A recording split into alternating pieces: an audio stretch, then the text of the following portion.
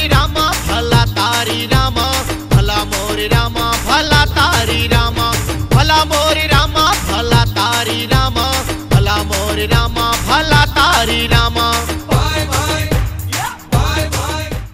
નમસ્કાર દર્શક મિત્રો, આજે આપણા ગુજરાતના રોકસ્ટાર ભલા મોરી રામા, કે જ્યાં જુઓ ત્યાં બસ ભાઈ ભાઈ ભાઈ ભાઈ જ તમે સાંભળી રહ્યા છો, એવા રોકસ્ટાર મિસ્ટર અરવિંદ વેગડાને આપણે મળીશું અને ટૂંકમાં એમનો પરિચય અને આ કન્સેપ્ટ એમને ક્યાંથી મળ્યો અને એમની હિંમતને દાદ આપતા આપણે એમનો પરિચય લઈશું.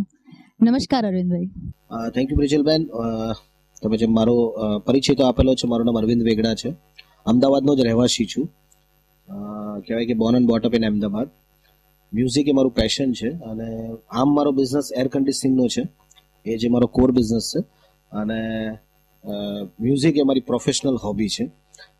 અને ગરબા એ કહેવાય કે મારું મેઇન જે કહેવાય કે ફિલ્ડ છે, પ્લેગ્રાઉન્ડ છે, કે જ્યાં હું છેલ્લા 10 વર્ષથી આ ફિલ્ડમાં છું. તો તમે આ ફિલ્ડમાં કેટલા વર્ષથી, મતલબ કેટલા ટાઈમથી તમને આમાં ઇન્ટરેસ્ટ છે અને કેટલા વર્ષથી તમે આ ફિલ્ડ ચોઇસ કરી છે અને એની અંદર જ લગાતાર તમે કામ કરી રહ્યા છો? ફિલ્ડમાં તો એવું છે કે બાય ડિફોલ્ટ આવી ગયેલો છું, કે એવું છે કે કોઈ એવું વિચાર્યું નહોતું કે હું કદાચ મારી કરિયર કે આવી પ્રોફેશનલ કરિયર આમાં બનાવીશ. જોબ કરતો હતો ત્યારે એટલે કહેવાય ને કે એન્જિનિયરિંગ ફિલ્ડમાં હતો, એન્જિનિયરિંગ ફિલ્ડમાંથી હવે ગરબાના ફિલ્ડમાં એટલે કે કોઈ મ્યુઝિકના ફિલ્ડમાં કે પછી આજે મીડિયામાં એવું કોઈ વિચાર નહોતું. પણ એવું હતું કે જે પણ કામ કરીશું એ બહુ જ સરસ રીતે કરવાનું, એ પહેલેથી એમ કહેવાય કે મગજમાં એક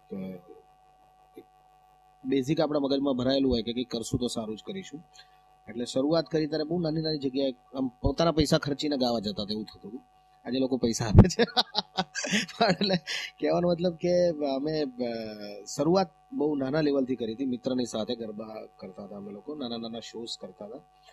ટેલેન્ટ અમારે ત્યાં ક્વાર્ટર્સની અંદર અમે જ્યાં રહેતા હતા, રિઝર્વ બેંક ક્વાર્ટર્સમાં, ત્યાં એ પ્રકારના પ્રોગ્રામ થાય એટલે અમે એમાં ભાગ લઈએ અવારનવાર. કોલેજમાં હતા ત્યારે ડિપ્લોમા ઇન ડ્રામા જોઈન્ટ કર્યું હતું કે કંઈક ડ્રામાની ફિલ્ડમાં ઘૂસીએ, પણ બહુ મજા નહોતી આવી કામ કરવાની. એમ કહેવાય કે યુનિવર્સિટીમાં 2 વખત બેસ્ટ એક્ટરનો પ્રાઇઝ મળી ગયો હતો, એટલે એમ થયું કે આપણે એક્ટર બની જઈએ, પણ બેઠો નહીં, પણ ગાયક તો થઈ જ ગયું છે.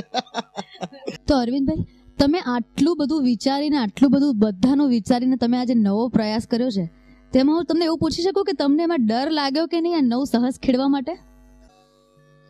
ઓકે, ડર વાળી વાત તો મને એકદમ સરસ સોલેનો ડાયલોગ યાદ આવ્યો, જો ડર ગયા હું મર ગયા. અને કહેવાય કે રોશની અગર ખુદા કો હો મંજૂર આંધિયો મેં ચિરાગ જલતે. કે બેઝિકલી શું છે કે તમે જરા વિચારો ને કે ભાઈ આ કરવું છે, અને મારો સ્વભાવ એવો છે, પેશનેટ છું, એટલે જ્યાં સુધી એમ કહેવાય કે એક એન્ડ જે નક્કી કર્યો હોય કે ત્યાં સુધીનું જે ન મળે ત્યાં સુધી તો જમતા નથી.